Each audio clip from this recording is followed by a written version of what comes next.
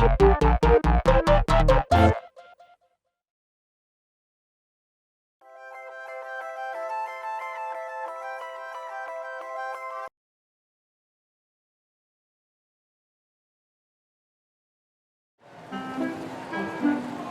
there! Why is my voice too low?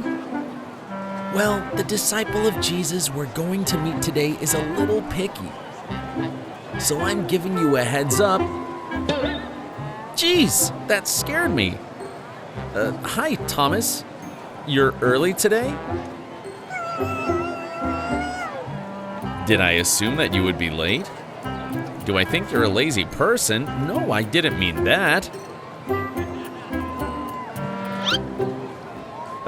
See? He is Thomas. Because he always nitpicks and asks questions, his nickname is Doubting Thomas. But Thomas doesn't like his nickname, so he gets really mad if someone calls him Doubting Thomas. What's that? Why did Jesus make someone who's nitpicking and doubting as his disciple? It seems that he isn't good enough to be a disciple of Jesus? Yeah, you may think like that. You may say, someone who is hot-tempered, very jealous, and doubtful is unqualified to be a disciple of Jesus. Instead, someone who always obeys what Jesus says and gets along with other people should be a disciple of Jesus.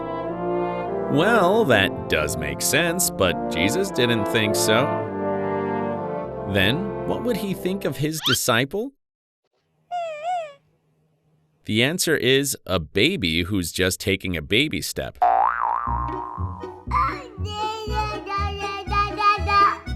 Hold on. Don't forget this is a pure imagination just to help you understand better. The disciples can't really be babies, isn't it, Thomas? So to get back to the story, to Jesus, the disciples were just like babies, taking baby steps. You know, like a baby who carefully takes steps but bumps here and there with weak legs. Thomas, of course, was also a baby in terms of faith. When Jesus said, "You know the way to the place where I am going," Thomas fell hard by replying, "We don't know where you are going, so how can we know the way?" But no parents would get mad because a baby falls. It's the same for Jesus. Instead of taking out on Thomas for falling again, Jesus told him how to get up on his own.